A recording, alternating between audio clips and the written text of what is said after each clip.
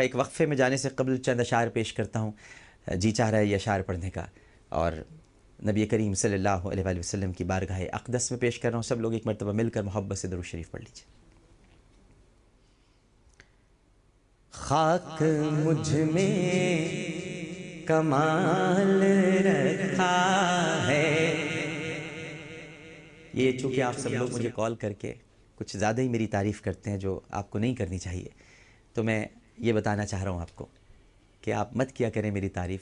وجہ کیا ہے؟ بس صرف یہی وجہ ہے، خاک مجھ میں کمال رکھا ہے، خاک مجھ میں کمال رکھا ہے، خاک مجھ میں کمال رکھا ہے، مصطفیٰ نے سنبھال رکھا ہے، مصطفیٰ نے سنبھال رکھا ہے، خاک مجھ میں کمال رکھا ہے، میرے عیبوں پہ ڈال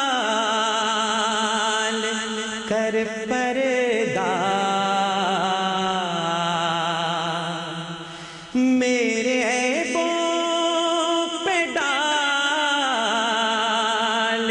کر پردہ، مجھ کو اچھوں میں ڈال رکھا ہے، مجھ کو اچھوں میں ڈال رکھا ہے، خاک مجھ میں کمال رکھا ہے، دیکھ دلبر کو اپنے جمال اپنا، دیکھ دلبر کو اپنے جمال اپنا، پاس اپنے جلال رکھا ہے، پاس اپنے جلال رکھا ہے، ارے خاک مجھ میں کمال رکھا ہے، مصطفیٰ نے سنبھال رکھا ہے، اور مصطفیٰ کی شبیہ ہے حسن و حسین، نام پردے میں آل رکھا ہے، نام پردے میں آل رکھا ہے، خاک مجھ میں کمال رکھا ہے، میرے عیبوں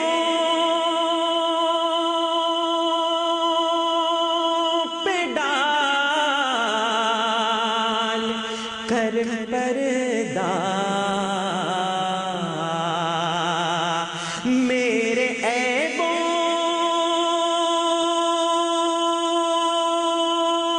پہ ڈال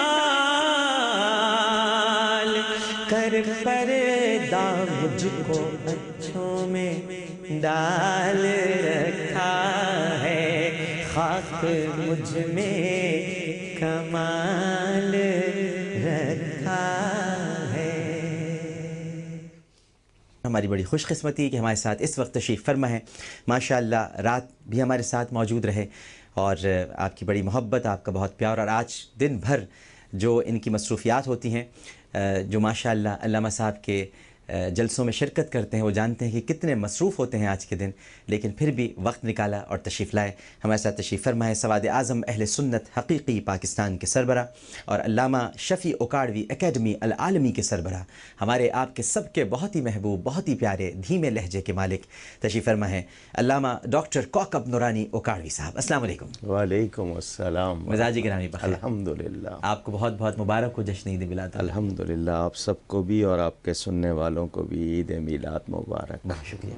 ان کے ساتھ تشریف فرما ہے جمعیت علماء پاکستان کے مرکزی رہنما اور مرکزی رابطہ سیکریٹری فدایان ختم نبوت صلی اللہ علیہ وآلہ وسلم پاکستان، ہمارے بہت ہی پیارے، ہمارے دوست ہیں، ہمارے بھائی ہیں، اور جب بھی آپ سے ریکویسٹ کرتے ہیں، آپ سے گزارش کرتے ہیں، اس وقت بھی آپ کے گھر میں محفل میلاد صلی اللہ علیہ وآلہ وسلم کا انعقاد ہو رہا ہے، لیکن پھر بھی ہماری محبت ہے، اور ہمارا پیار ہے جو ان کو یہاں پر کھینچ کے لے آیا اور یہ تشریف لائے ہیں. بہت شکریہ بھی ان کا ادا کرتے ہیں.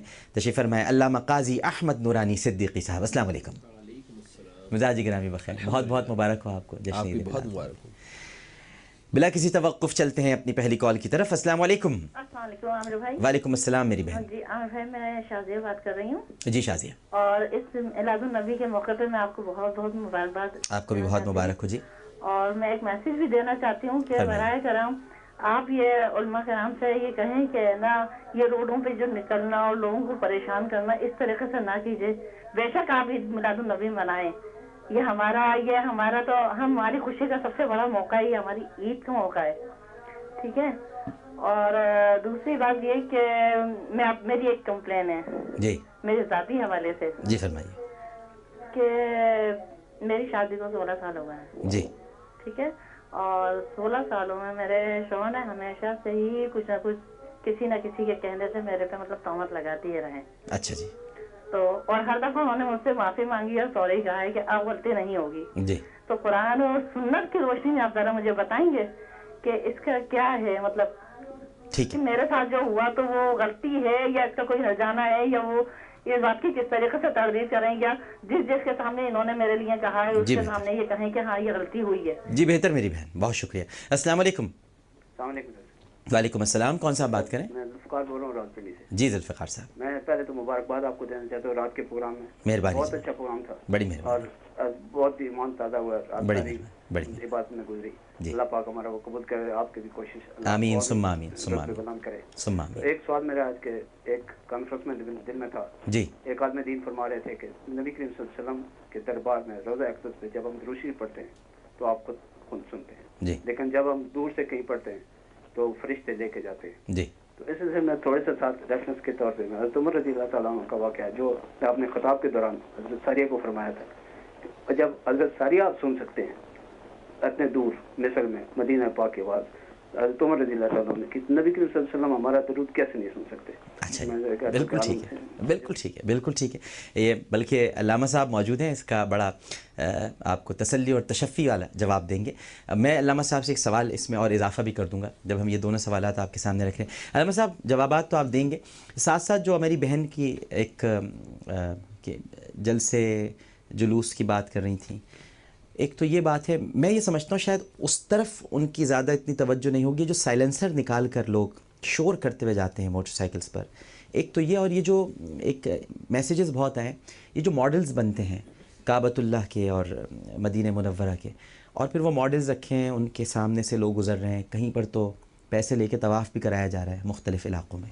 تو اس پر بھی ذرا تھوڑی سی آپ اگر گفتگو فرما دیں.